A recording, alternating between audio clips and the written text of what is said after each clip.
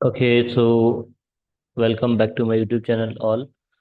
So in our last class, we discussed about the road bridge election as well as port election of ports in a closed network. Okay, आज हम discuss करने वाले हैं कि जब हमारे तीन स्विचेस ऐसे कनेक्टेड रहते हैं, अगर हमारे पास कुछ ऐसी टोपोलॉजी होती है तो उसमें रूट ब्रिज इलेक्शन कैसे होता है. Okay, how to elect the root bridge, then how to elect the ports.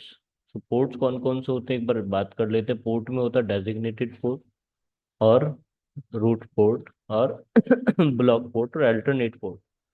तो हमारे तीन अलग अलग पोर्ट होते हैं. तीनों तीनों पोर्ट को हम इलेक्शन कराएंगे यहाँ पर. तो सबसे पहले यहाँ पर इलेक्ट होता है रूट ब्रिज का. रूट ब्रिज के इलेक्शन के लिए हमें रिक्वायर्ड होता है, फर्स्ट ऑफ ऑल हमें हम चेक करते हैं प्रायोरिटी नंबर. सो प्रायोरिटी नंबर ऑफ स्विच. सो प्रायोरिटी नंबर आपका क्या होता है, बाय डिफॉल्ट 32768 होता है. फिर भी हम एक बार क्रॉस चेक कर लेते हैं. तो उसके लिए हम एक बार स्विच नंबर वन, पहले स्विच पर चलते हैं, पुट करते हैं enable and show spanning tree. तो हमें यहाँ पर इसका ये हमारी ब्रिज आईडी है. ब्रिज आईडी में हमें मिल जाता है 32768. ये हमारा है प्रायोरिटी नंबर. तो इसको मेंशन कर लेते हैं अभी क्या. सो प्रायोरिटी नंबर हमारा है 32768 प्लस हमारा मैक एड्रेस है 0001 एंड सो ऑन. सो मैं यहाँ पर इसको मेंशन कर लेता हूँ. ठीक, priority number plus MAC address, so 32768 plus and this one. Okay, अभी दूसरे स्विच पर चलते हैं. यहाँ पर भी एक बार अपनी डिटेल्स को मैच कर लेते हैं. Enable show show spanning tree. So यहाँ पर भी हमें क्या मिल जाता है, प्रायोरिटी नंबर सेम होगा 32768 और मैक एड्रेस को कॉपी कर लेते हैं. ओके, सो हमें यहाँ पर दो डिटेल मिल चुकी हैं. 32768 हमारा प्रायोरिटी नंबर है और 32768. ओके, अभी इस वाली स्विच पर भी एक बार चेक कर लेते हैं.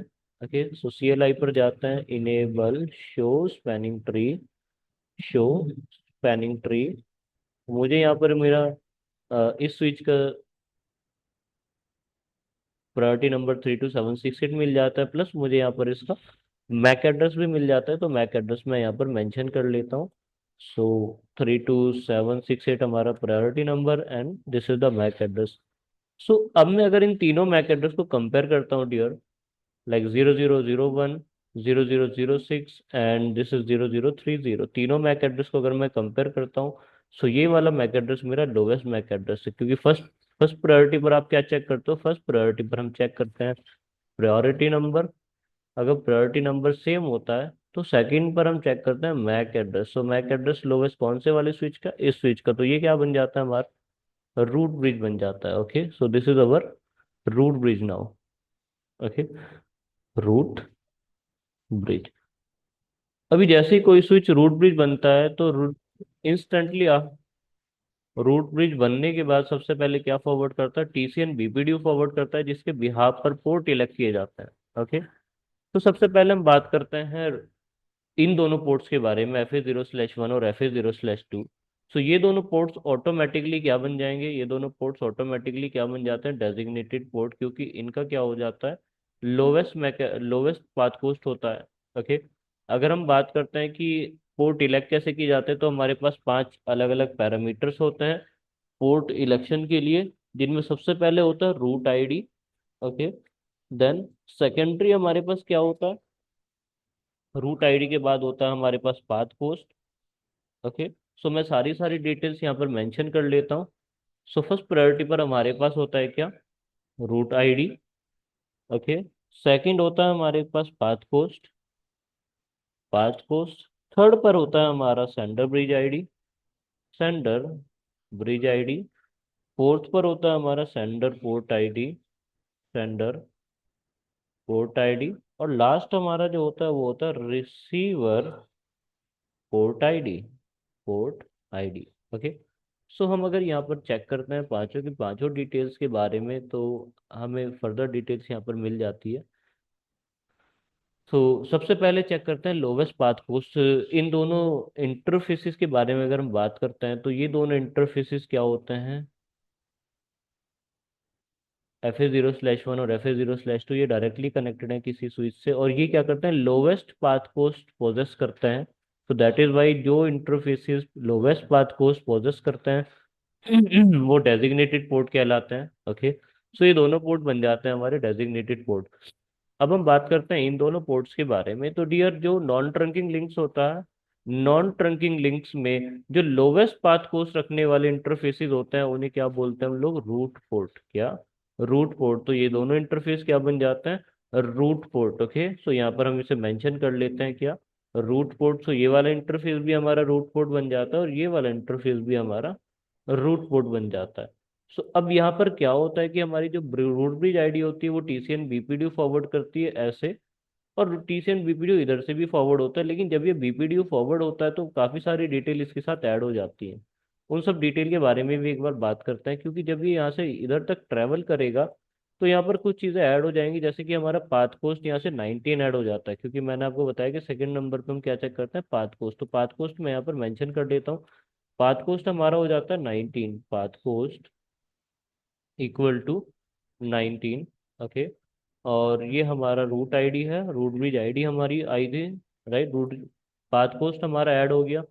उसके बाद क्या ऐड हो जाता है, sender port ID. Sender port ID हमारी ये वाली आईडी है, इसको भी एक बार यहाँ पर मेंशन कर लेते हैं। सेंडर पोर्ट आईडी यहाँ पर ऐड हो जाएगी जैसे ही ये सब डिटेल्स यहाँ तक रिसीव होंगी, तो इस रिसीव होने के बाद ये सब यहाँ पर ऐड हो जाएगा। ये सब डिटेल्स ऐड हो जाती हैं तो सेंडर पोर्ट आईडी भी यहाँ पर ऐड हो जाती है, स्विच नंबर की पोर्ट आईडी यहाँ पर ऐड हो जाती है। ओके, फिर ये यहाँ से डिटेल इधर रिसीव होती है तो यहाँ पर भी रिसीव सारी सारी डिटेल ऐड हो जाती है। ओके, तो मैं यहाँ पर मेंशन कर लेता हूँ कि मैक एड्रेस मैंने यहाँ पर मेंशन कर लिया 0030 and so on, switch number 2 के पास जो रिसीव हुआ है। ओके, सो मेरे पास यहाँ पर काफ़ी सारी डिटेल रिसीव हो चुकी है। अब हमें चेक करना है कि हमारे पास सेंडर पोर्ट नंबर क्या होगा, दोनों का सेंडर पोर्ट नंबर भी चेक करना पड़ेगा, राइट। तो सेंडर पोर्ट नंबर भी चेक कर लेते हैं। शो स्पैनिंग ट्री, अगर हम बात करते हैं FA0/1 के बारे में, FA0/1 के पास जो डेटा रिसीव हो रहा है उसमें हमारा पोर्ट नंबर है 128.1।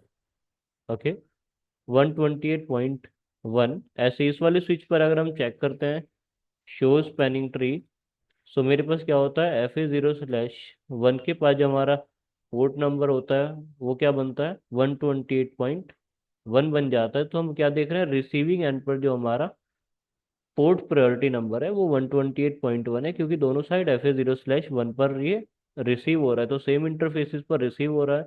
तो ये डिटेल भी हम यहाँ पर मेंशन कर लेते हैं। तो हमारा पोर्ट प्रायोरिटी नंबर बन जाता है क्या, पोर्ट प्रायोरिटी यहाँ पर हमारी बन जाती है 128.1।